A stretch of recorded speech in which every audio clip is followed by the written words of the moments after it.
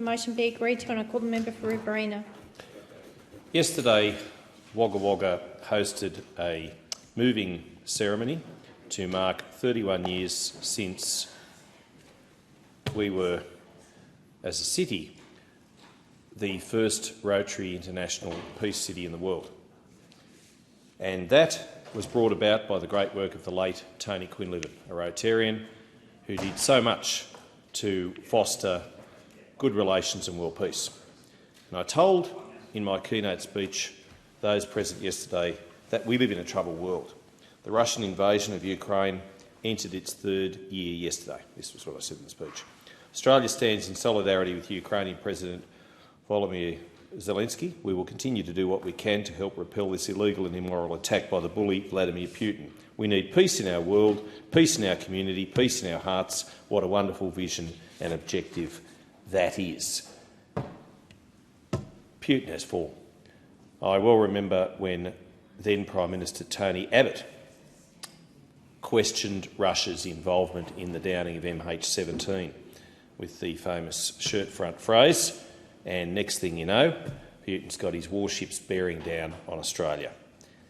This bloke is a dictator the likes of whom we probably haven't seen since Hitler rolled his tanks into Poland in September 1939, and we all know how that ended. Millions of people dead, and for what? For what? Germany rightly quashed, and the ideology that he spread rightly ended. As I say, this is now in its third year, this conflict in Ukraine. Now, we've heard a lot in this debate. I'm glad that the member for Berowra has brought it forward. I'm sorry that he's not here. He's unwell. He can't speak on it. He did write an excellent piece in the Weekend Australian where he spoke of the Taipan.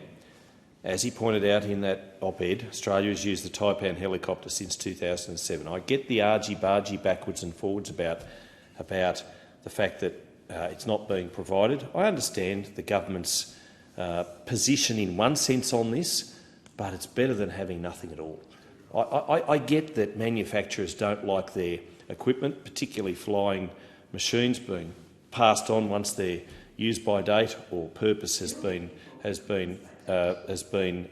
fulfilled. Yet I don't think at the moment the Ukrainians care what they've got and in what state it is. They just want something to be able to repel the Russian forces. And I tell you what, if your hospitals are being bombed and your children are being killed and your country's at the mercy of an oppressor and a bully, I tell you what, you'll take whatever you can get. And to that end, I do question where the 30 Bushmasters promised by Labor are. But it's not only me questioning. I met with the Australian Federation of Ukrainian Organisations co-chairs this morning, Katerina Argyro and Stefan Romaniu, OAM, who are wondering where the promised additional 30 Bushmasters, those wonderful personnel carriers constructed and manufactured right here in Bendigo, where they are. Because the Ukrainians aren't really concerned about whether gear is 100% tickety-boo. They just want equipment. They need equipment. They are desperate because they are having the Jesus bombed out of them. And I tell you what, when you are up against an enemy such as Russia, you need anything you can get your hands on to protect your people.